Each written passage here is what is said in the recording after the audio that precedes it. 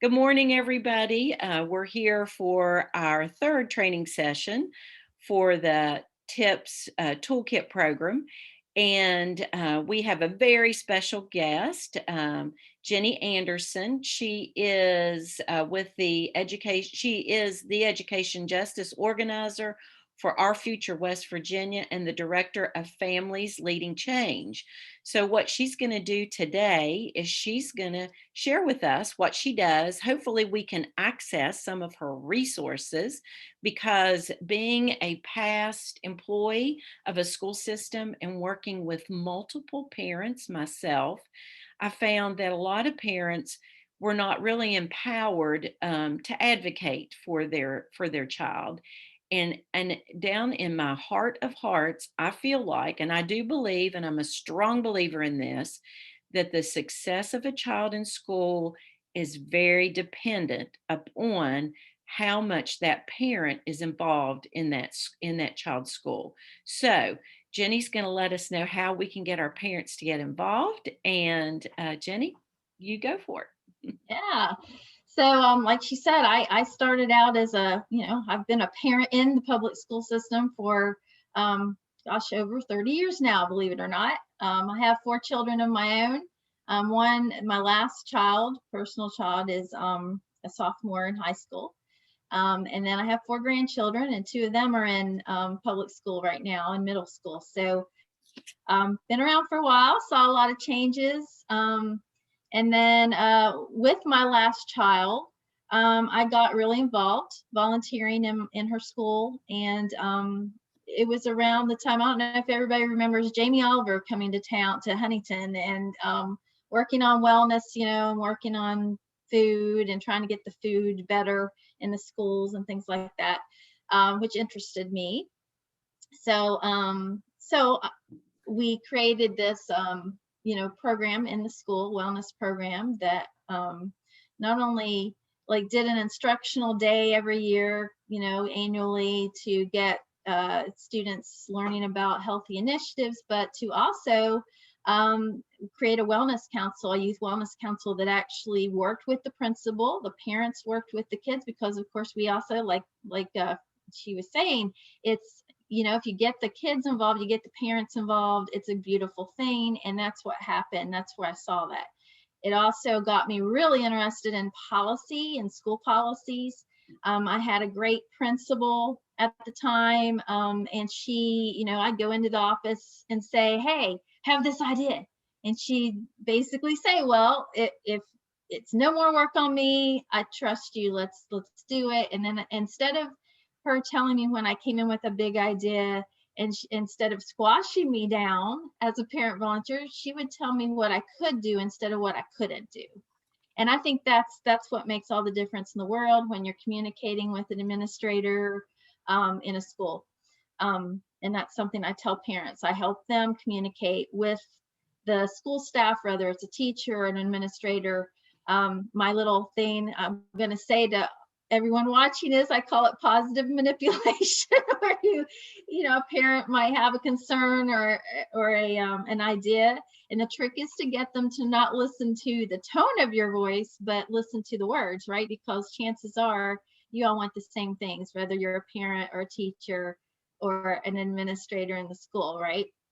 So, and you have them come out of there thinking, okay, well, this was something almost like it's their idea. If you have an idea, it's their idea, because it doesn't matter in the long run whose idea it was, just so that it gets done. It helps kids.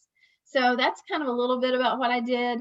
I actually started out with an organization called Try This 6 years ago. And they were healthy. They wanted to get people more active and people that were, more eating healthier and things like that. And I started out as a Vista with AmeriCorps. And then 2 years later, this opportunity to take this program, Families Leading Change, and run with it and kind of make it into what I saw as a parent from my experience that was much needed in school, which was those school relationships, building those school relationships. So we started out, we had mini grants. We awarded over 100 mini grants over a period of 2 years to parents that had an idea, because it had to be an idea that came from a parent, and they had to create a team. They had to write a little mini grant proposal. We taught them how to write mini grant proposals, which is a great skill to have no matter who you are. And then teaching them SMART goals and things like that. They teamed up with other parents, and then they had to have the third piece of that. They had to have a relationship with the school. So it was also teaching them in the process of how to communicate in a positive manner with the school. So, if you saw that your school needed a financial literacy program, after school, or something you could do with the kids, we would give them $3,000 to run with it and do that. It might have been something with gardening, or it might have been something with, bullying, an anti-bullying type of a program. We even had program that provided kids with washers and dryers in the school so they could come and do their clothes or do whatever. It was just a multitude of things. You're probably gonna hear my cats now fighting. Anyway, so we did that, and then latest thing that we worked on, and I'm going to start a PowerPoint in a second, but the latest thing we did was really empower parents, specifically individually, to learn about policy in school on the most local level, which I'm going to talk about in a little bit. And so we called them the PEP squad, public education parents, and we gave them stipends. We gave them, instead of a mini grant, it was $3,000 over the period that the school year was, to recruit other parents. And they were trained to train parents on all of these things that we provide, the curriculum that my program has developed. So, and I'm going to talk a little bit about some of those things, but it was really, of course, this was in the beginning of 2020, and boom, in March, when we were really getting started, the pandemic hit. So we had to reshape everything, and of course, figure out what we were going to do moving forward. And actually, virtual worked out really well for us. So let me share my screen.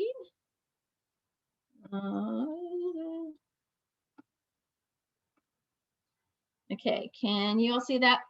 I'm not even going to try to do it in presenter mode because it never works out for me. So like I said, so our main goal is to build relationships for student success, with the parents being the lead. And so I'm going to skip some of this stuff. So what I did prior to the pandemic to get parents involved was I went to 26 counties in the fall of 2019 and put parents and teachers in the same room, and administrators, sometimes even elected school board members from the county, and they learned about local school improvement councils. And I don't know, raise your hand if you've heard of local school improvement councils. They don't necessarily operate the way that they should operate, which is unfortunate because they are a very, key role. They should serve a key function in the school that actually bridges those relationships. It is an elected council, and we'll talk a little bit about that in a minute. But I did that, and that actually, got really great results and outcomes. I took feedback from both, parents and school staff over that period of probably around 3 months in those 26 counties. And I actually was able to share that with the Department of Ed. And together, the Department of Ed and I worked on some new a toolkit for them when it came to local school improvement councils. And in February of 2020, I presented to the board, the State Board of Education, on local school improvement councils. And we had made this pact to make them better. And they put actually that policy, which was kind of floating by itself, inside the accountability policy and support for schools. So we were going somewhere with that. And then March happened again, the pandemic, hello. So that kind of set us back a little bit, but not really. It also gave us the opportunity to do virtual local school improvement councils. And again, a lot more people showed up at those than they did, when it was in person. So a lot of good things, some opportunities came out of the pandemic. When it comes to family engagement, we saw a lot more parents, involved. And of course, from March to May, when we were all in the same boat as both parents and teachers, we saw that there was a lot of relationship building going on just by default, because, we were all trying to figure all this out. And I loved that. The other thing I did from, from March to, well, March this year, was I did a lot of surveys with parents. So over that period, just in a year's time, I was able to one-on-one speak to 4,500 parents across West Virginia, and get their opinions and their feelings on how things were going, not only during the pandemic with school, but other things outside of that, because we know a lot of these problems were not caused by the pandemic. They were going on long before. So it gave the opportunity to empower them and give them information and tools so they could like move forward and do some really good things in their school. So that's kind of a little bit of background on that, what I've been doing lately. And in the most important thing is I did some surveys and with parents, and I think we ended up doing like 19 surveys over the period of the last year, and 33 trainings, which were mostly virtual between myself and the parents and the PEP squad that I was talking about earlier. But we all agreed that we need to get to those root causes. Why are families not involved? Why is this not happening? And really kind of create strategies, which the pandemic almost brought to the surface of how we need to move forward, some solutions. And these solutions were actually put together by both. We did some work sessions online together with parents and educators, which was wonderful, because I'll tell you, the one thing I think the school misses the boat on is when they offer a training on mental health or any of those trainings that are going to help teachers in the classroom, they don't put the parents in that learning space with the educators, which would also create stronger relationships between the school and the home. And as we know, if a teacher's having trouble in a class, not recognizing signs of mental health issues or whatever, well, you can imagine a parent at home is not recognizing those things either. So we both need those trainings. Even about how to handle discipline, positive reinforcement and discipline. A lot of parents, it's not like they don't want to do anything. We know they just don't know how. They really just don't know how, for multiple reasons. So we really, made a point to like work on those root causes. What was going on? What was going on at home? What was going on in the school? And how we could really like work together and create. So we did create I think it was a 15-page document.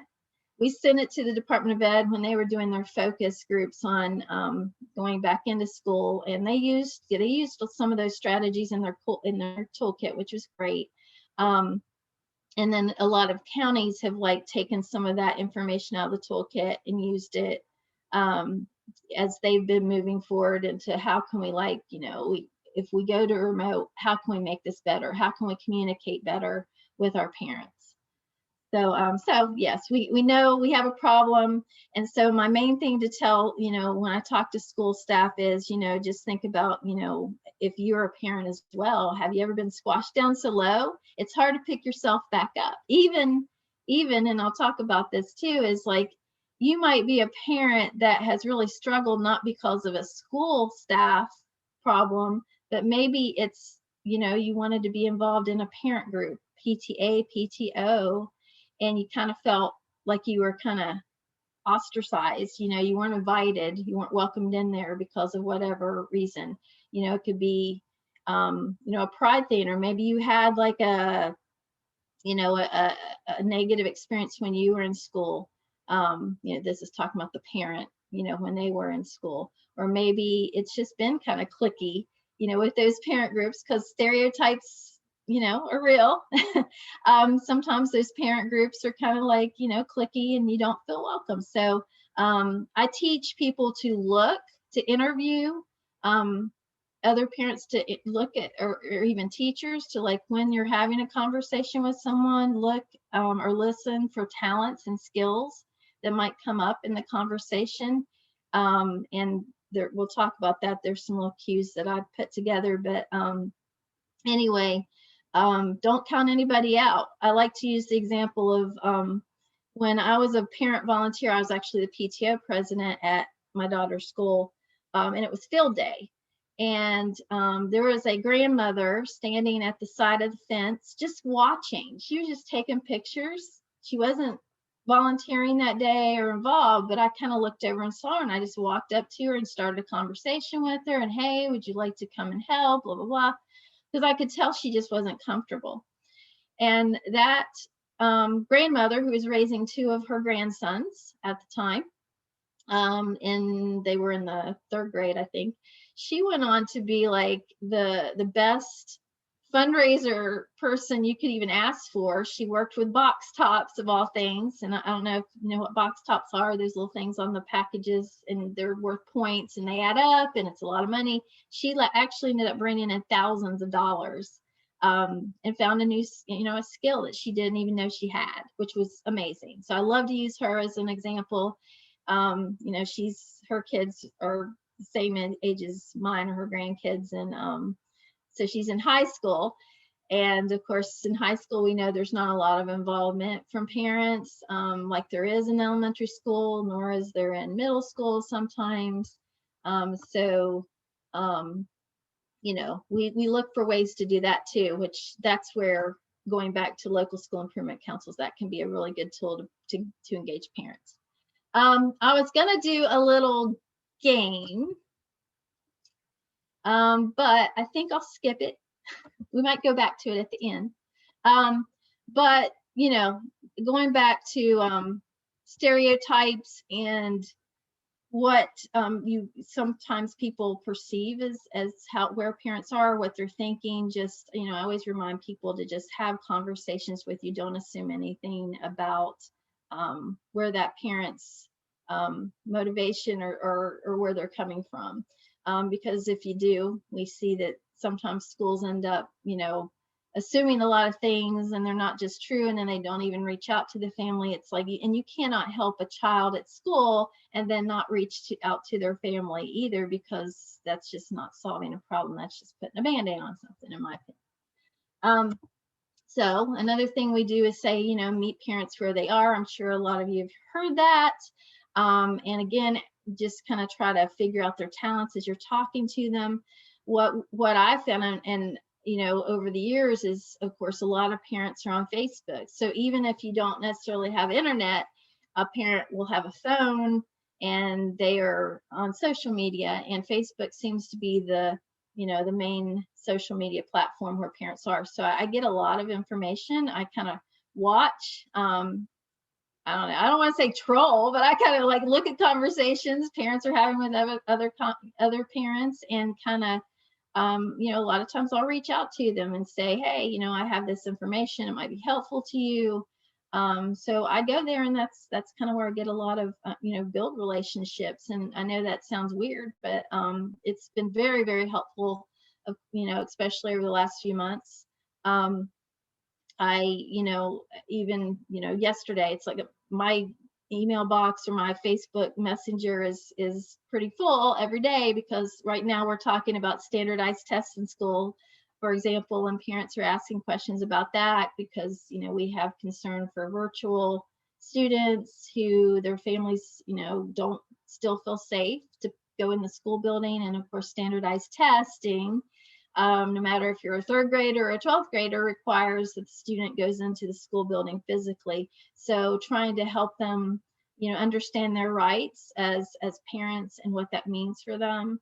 And I won't go into that policy, but I'm just saying that's just one example. Relaxed attendance policies during the pandemic was a big issue with grandparents. Because where they weren't comfortable going into the school, or their children going into the school, really connecting them, no matter what county they were, to the right people that could help support them and take care of them, explain the policy. That's something that we've done over the pandemic. We hear a lot from special education parents, or parents that their child has an IEP, and I can connect them to, or my parent team connects them to advocates that are specialized in that. Because that's one thing I want to make clear. We're not specialist in any of that stuff, but we do have connections to some really great advocacy groups or just individual parents. That's the really cool thing is we've created this network of parents that have gone through a process or have experienced something. And so I can, like, if a parent comes to me with a question, I can connect them to another parent, and sometimes it's not in the same county, that can walk them through the process and share their experience so they don't feel so alone. So that's been like a really key success of the program. Families Leading Change, it literally is. It's not just a title, it's really an action word, because I feel like these parents, by connecting to each other, giving advice, it's almost like a giant network, statewide network of support, where they've been able to have conversations and connect with the schools in a really positive way. Okay, let me, I really want to talk a little bit about LSICs for a little bit, local school improvement councils, or as a lot of us know them as the Lost Secret Information Club, because, you know, I've had parents that have had kids in school for years and have never heard of these things. And, you know, and like I said, they can be a really key function to connect parents to parents and build those school relationships. And I'm just going to go over briefly. To start with is the hierarchy of public education itself and how this all relates to local school improvement councils, right? So on the state level, if you don't know, and I'm going to share, by the way, I'm going to share all this stuff with you. I didn't have time to send it to Francis before, but you're going to get all this, my own little toolkit, information on all this stuff I'm talking about, and some of these documents that the Department of Ed has worked on with me to you know, get it out to parents. So anyway, so on the state level, you know, you have a state superintendent, you have their department heads, you have a school board, state school board. So they're the ones in charge of all the policies once, you know, either legislation passes things or makes changes. It has to be voted, every policy change, everything has to be voted in by the West Virginia State Board. The good thing about that is that is where you can tell your parents they truly do have a voice. If there's a policy or something, like, you know, that discipline policy, we're all like, you know, we know that's a huge policy and it affects all kids. But that, for example, anytime that's changed, if a parent wants to give their input or their opinion or their experience, so it reaches actually the state board, so they look at it as well as the Department of Ed. There's a public comment period for every policy before it passes, and I can assure you that they comb through all of that, and I've seen many changes, many good things happen just because they, you know, they weren't aware of things and have been able to change a policy before it gets passed, so it's better for students or better for educators, whoever you are in that stakeholder, you know, realm. And so, you know, I like to tell parents this. I like to start with the public education or the hierarchy of public education, just so they know how it, you know, where it relates. The West Virginia Department of Ed, I tell parents, you know, that's not typically who you pick up a phone and complain to. Their role is not to do direct service to parents. Their role is to support the schools, of, you know, oversee things, train schools. So going back to where I see, like, where parents and educators should be in the same space, that would be a new policy if parents felt strongly about it or schools felt strongly about it, would be to work with the state board and the Department of Ed and make a policy where it is mandated or required that there are a certain amount of parent or trainings on mental health first aid or whatever that is, where parents are invited. So just as an example. And then next you have your county level, which you still have a superintendent, you still have a board of education. The state board's appointed by the governor. The county are 5 elected members. You probably know that. In both cases, whether it's the state superintendent or the county superintendent, they both serve at the will and pleasure of the Board of Education, right? The superintendent is not the boss of the Board of Education. And I always want to make that clear to parents, because I think that's confusing when you you see a board meeting, if something is important for you to go and watch a board meeting or speak at a board meeting, and you see a superintendent doing most of the talking, it does appear that they're the ones in charge. But anyway, they also have to put every policy that comes from the state has to be adopted by the county board. So when we're talking about policies that affect, parents and children and things like that, it's really important to kind of follow along when you hear about a policy that really speaks to you. Like I said, I work with a lot of special education parents, a lot of grandparents. So any of those policies that you hear about, and you can look on all the websites and see them posted by law, they're supposed to do that. They also have a public comment period. It varies because they sometimes it's just through delegations when you have 3 to 5 minutes or whatever to speak during a meeting sometimes, or you can send an email with just an opinion. It's just not as formal as the state board's public comment period. But my point is, this is a great way to communicate on the state level or the county level, where a lot of people feel kind of disconnected. And then the final thing, of course, getting to where I pretty much sit all the time, is in your school. So, we know that the school administration, they're the captain of the ship. We know the teachers are the ones, they make things, they're the educators, they teach the kids. Service personnel, I call them the foundation of the school. They're the eyes and ears when nobody else, necessarily picks up on things, because we know the bus drivers are the first and sometimes last person a child sees every day. So they might see a child's having a bad day or whatever. Cafeteria workers are amazing listeners. The kids go through the line and they strike up a conversation. Custodians, same thing.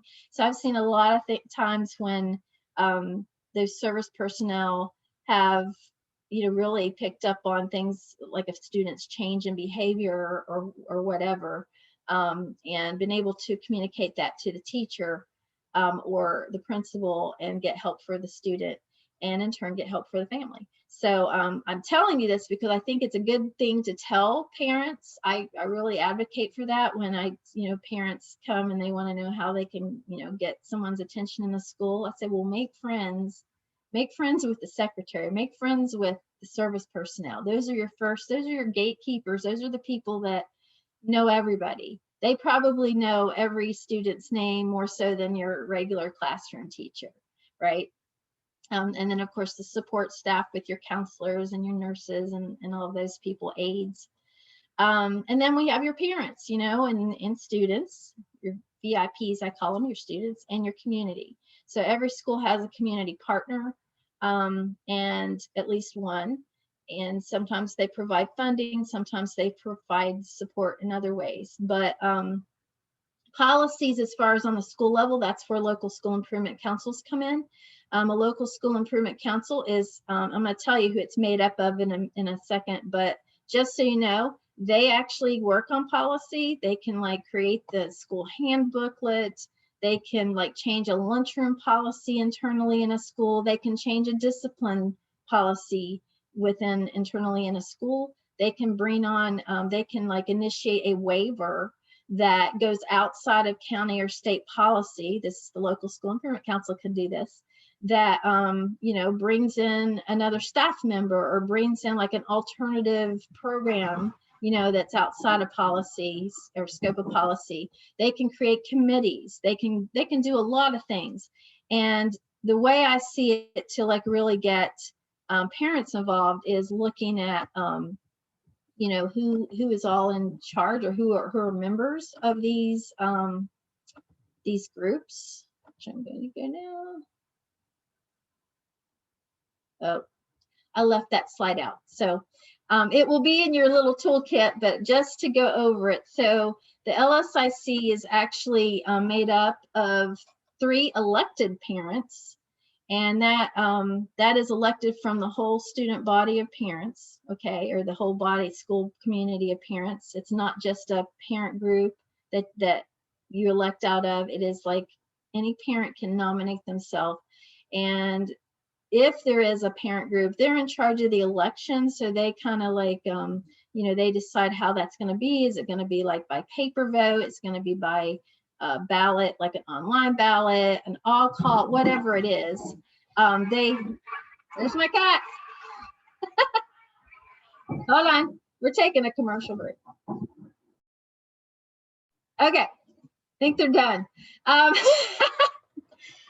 So you have these 3 parents, then you have 3 teachers. 3 teachers are elected by the faculty senate at the school.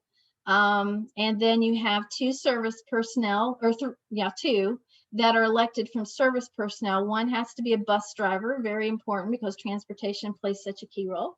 And then you have the principal is an elected, or not elected member, a voting member by ex officio way. And then you have 3 community members, at-large members. And so one of those has to be a business, like a local business member, and then the other 2 can be whoever. It can be Healthy Grand Families, could be one of those partners on the LSIC, a voting member of the LSIC. It could be an auto body shop. It could be the YMCA. It can be whoever. It can be an individual. I mean, I'm on an LSIC at a school my child doesn't attend in my county because they needed a community partner. So I just, I'm on there as Families Lead and Change. So I help them connect with churches and other groups, FRN, the FRN in the county. I connect all those dots for them as their community member. So there's basically, and then also you have students. It's 7th grade and up. Students can be a voting member. Now, if it's under 7th grade, that doesn't mean you can't have students on the LSIC. That just means they're not necessarily a voting member. But by legislation code, by West Virginia education policy, those are your kind of 12 members that are part of the LSIC. So they vote on a lot of things. If you saw the school name change in Charleston that went from I'm like blanking. It's now called Westside Elementary. And so that change was initiated by their LSICs of the county. They all got together. Each LSIC signed a letter, sent it to the county, and said they support a name change of the school. So Stonewall Jackson, that's what it was, to Westside Elementary. So that's how they get involved. And they could also, one example would be if your LSIC felt like they needed maybe an in-house suspension staff member that would actually open up more efficiency for their principal, because they would, or assistant principal that was doing discipline, if that would help that out and keep more kids in school. And then maybe part of that policy or that person's job was to look for alternatives to discipline that were healthy, not hurtful. That would be something that could come out of the local school improvement council. They could initiate a waiver to do that and present it to the county board. And the county board either approves it or doesn't approve it. If they don't approve it, you can take it all the way to the state board. But there's rarely an occasion where they turn down an LSIC waiver. It's just nobody knows about them, so they aren't used like they should be enough. So now, with that being said, you can add members to your LSIC. So if you want your school counselor or you want other people in the community to be a part of them, they just aren't voting members, but you can add them to your official roster of the LSIC. And these are public meetings.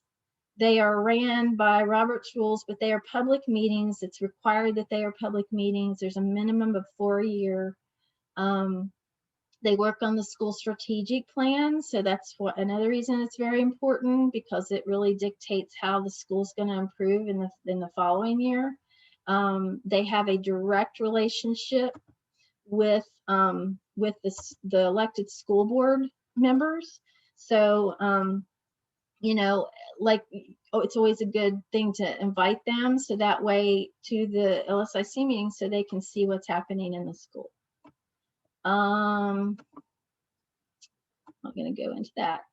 And I told you about the waivers.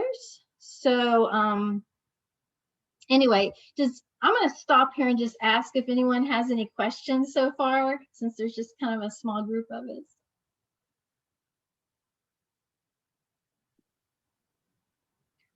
Jenny, I do have a couple questions real quick. One thing you said about the LSICs, of course, and I'm just curious if anybody uh, within this small group, if they're a part of the LSIC.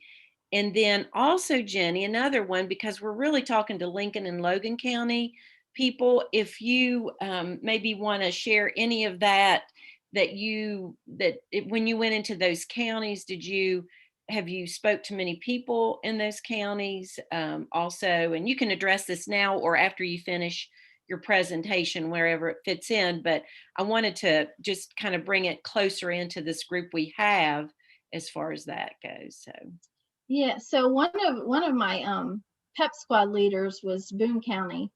Did you said Boone, like Lincoln and no, Boone? no, Lincoln and Logan. Lincoln and Logan. Okay. So Lincoln, so I've had more luck working with students than I have with the teachers. I actually I have a partner, Liz Brunello from American Friends Service, and she works with students directly, and they created a oh, it's a shoot, it's a room for kids to just go and chill and you know, kind of connect to each other during the school day if they need kind of a timeout and they get frustrated or, you know, stressed out. Restorative discipline type room. And that was kind of like, that was a part of a grant that we gave to them through Families Leading Change. I don't know a lot about their LSIC. I've been kind of watching over the pandemic because a lot of the LSICs have done those virtual meetings, and I have seen Logan's, you know, LSIC meetings. Sometimes they combine them with PTA or PTO meetings because, you know, they feel like that's more of a way to get parents engaged. I don't necessarily agree with that policy because and you'll get a handout on it, but there's such a big difference between what a parent group does like that, you know, PTO, PTA, and LSIC. And the LSIC just has more potential to work on things that are, you know, deeper into how you want to improve the school for the students and families. We've had support groups come out of LSICs before, you know, where in fact there's one at in Kanawha County, an elementary school that is a grandparents group that started out of the LSIC out of a committee, and it kind of initiated a lot of really good things. As far as yeah, I mean, I don't know. I can certainly connect you. I didn't train anybody in Lincoln or Logan. I would love to if you're interested. I have a whole training on LSIC that really, you know, goes deeper and into the policy, and I have examples, and I give you templates of you know, what a typical agenda would look like, what bylaws are supposed to look like. The waivers teach you how to write a waiver, all those things. And then there's a section on communication and best practices for local school improvement councils, which the ones that I did manage to go and train have been really, you know, successful and uplifted. But it's really, if you can grab a hold of it and you can like get with your principal and like teach them, like I even have a slide on here. It's like principals typically, what I found in the training is they felt like, you know, the LSIC was there to take over the school from them, or they just saw it as something adverse when it's actually something to give them support so they don't have to work, you know, as hard, you know, in a way, and they work with everybody in the community. And you know, I think of how we fed kids. You know, we scrambled around to feed kids this past, few months. And although there were so many great successes, we know, going back to transportation, that there were a lot of, people not getting fed because they couldn't get to a bus stop, or they couldn't get to a school to get that food for their kids. So an LSIC would be an opportunity for them to work with like churches and people that have maybe vehicles just sitting there during the week, and come up with a way where they could like create like a network to deliver food to homes, or education tools, whatever a kid, a student needs at home. Or even bring, like if you're having like an engagement night where you're like wanting to bring parents in to talk about, FAFSA, or if you're wanting to talk about like, I remember the just panic and fear when the core system was brought out, and nobody knowing how to do math, all of a sudden with their kids. It's like that would have been a great opportunity to work with churches and places in the community that to go pick up parents and bring them to the school that typically wouldn't be able to get there. So anyway, I think definitely the southern part could use some training. And if you're interested, let me know. Yeah, the people we have on here right now, I know Andy Bird, she's a school social worker in Lincoln County, and she works in an elementary school. And I think it's just so key that people like Andy, the social workers in particular, that reach out into the community, they kind of target those parents that maybe they feel that could maybe be a leader within their group of parents, because I think so many times, the parents that we want to get involved, those of the students, because I mean, I feel like we're representing those students, of course, that have been traumatized. I mean, that's what we're looking at. Mhm. And so a lot of times, typically those children are either, with parents, the situation was a trauma within their home, and then maybe they've moved to to a grandparent or to a relative, and those don't feel so empowered a lot of times. Like you said, I loved your example of how you reached out to that grandparent. That was so key. And if we just and we know nurturing people takes so much time.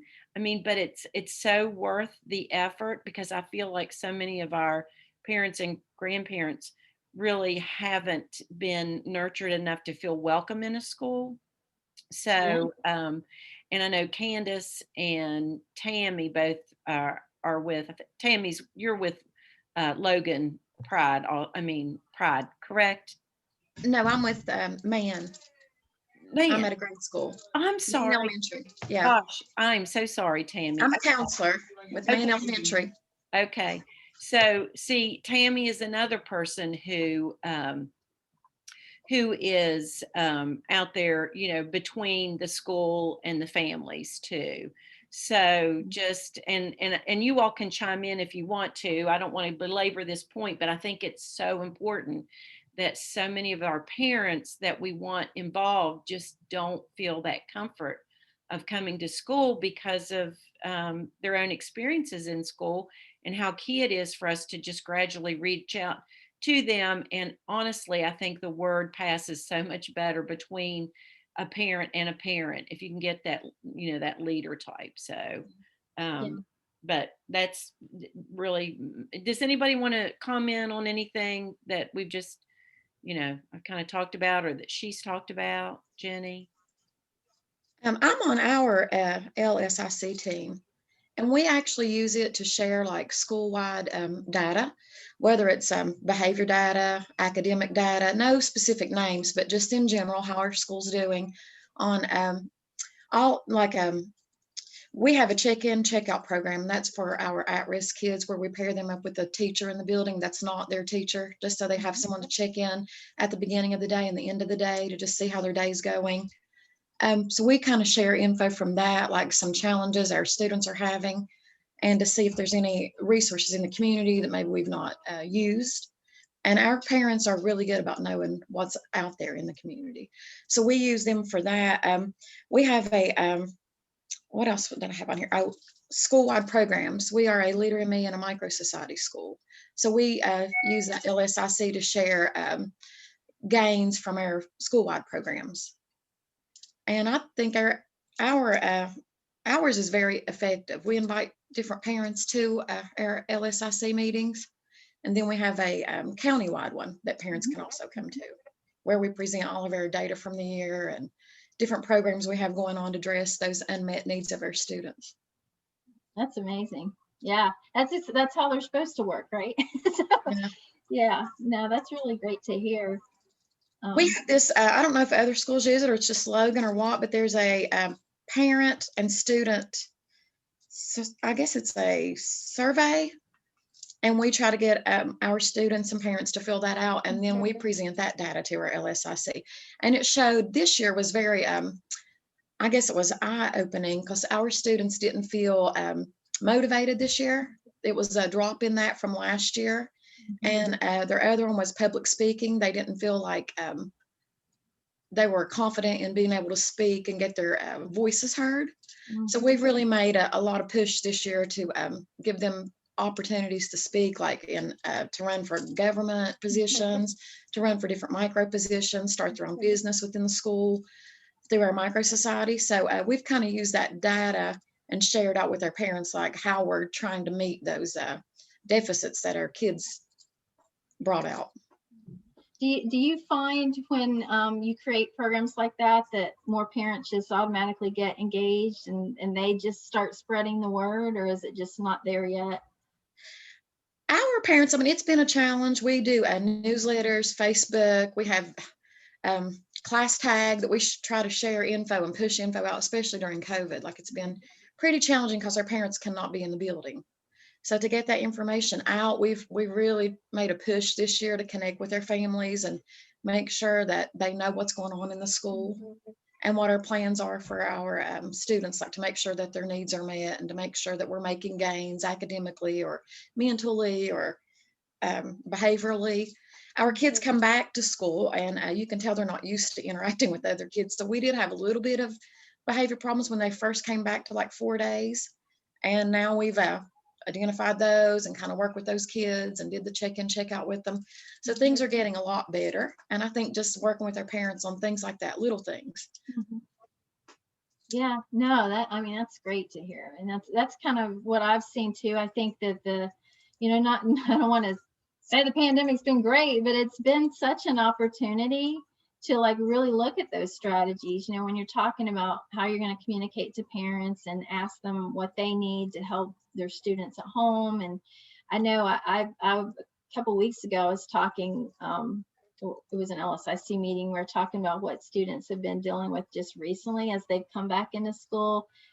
There's been some crying, just outburst, like the students don't know who to trust. So it's gonna be, we have this new trauma going on. So I think if schools do, if something like your program's modeled out, that might help those issues too, because they feel more involved. And even if it's a gardening program, an agriculture program in a school, like whatever, just making students feel like they own something so they feel like they belong again. I think it's going to be a key issue moving forward.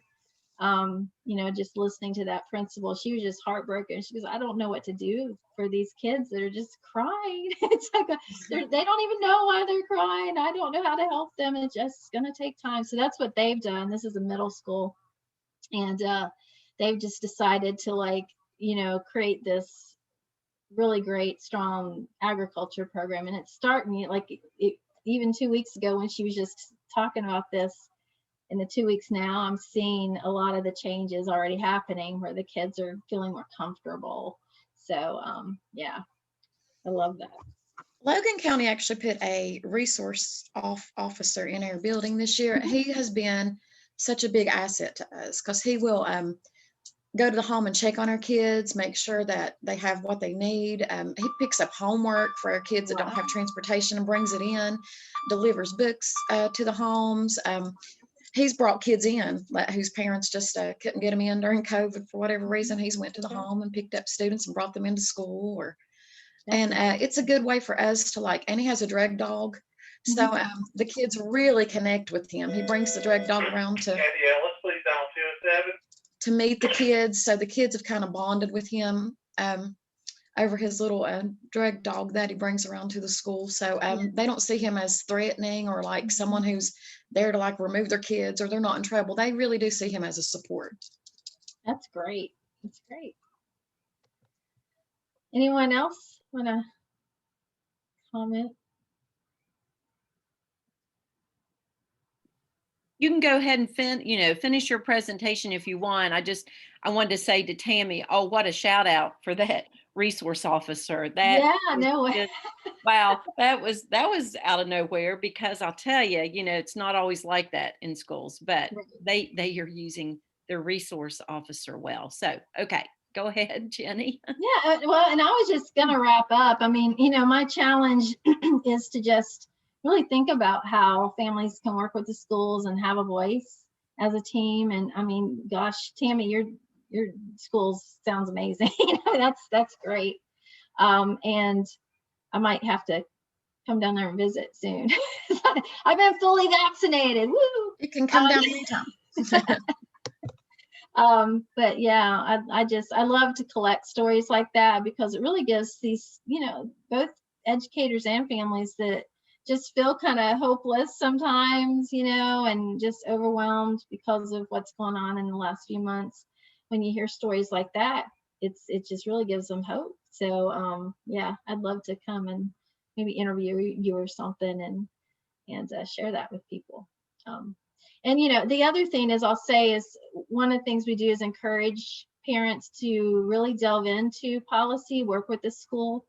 We wouldn't want a parent to say, oh, I'm going to change a lunch policy, and not talk to the cafeteria or talk to the food service director of the county or whatever, if they're wanting to do something in legislation or even on a county level or whatever.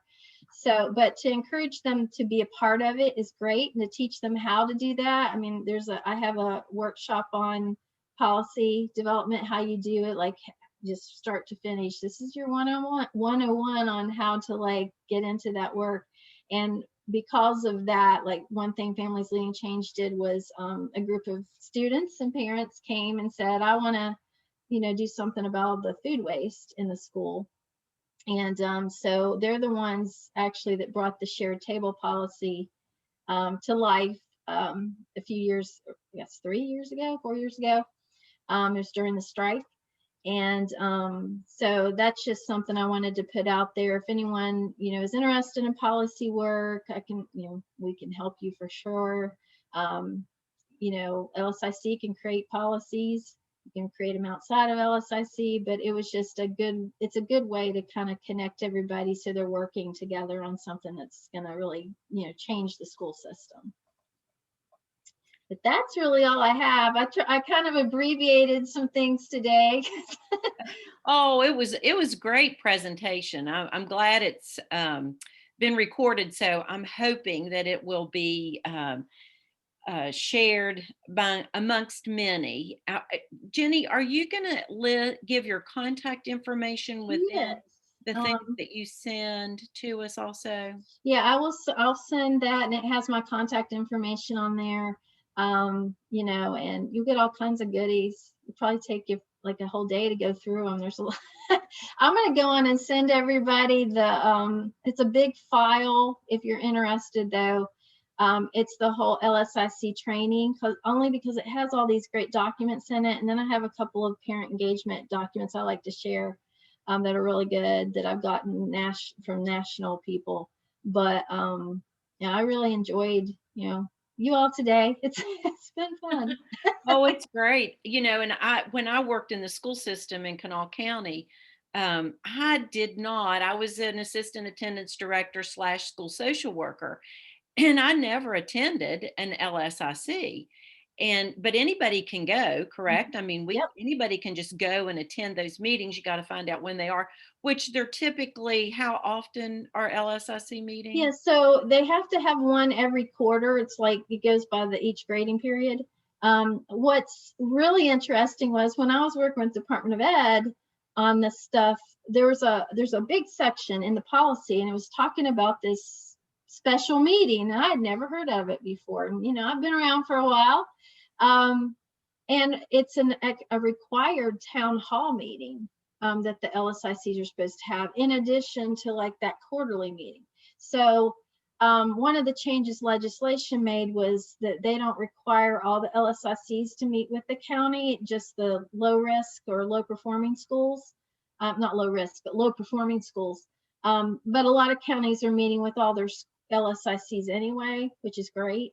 But the town hall meeting, what makes it so great is, if you remember when the state board the state board of education did like a tour trying to get information from people, the Department of Ed did a tour during the whole charter school and conversation, the omnibus bill. If LSICs had been working properly back then, they would have probably already had that information in place. They would have known what, parents and teachers and community wanted from legislation regarding that policy.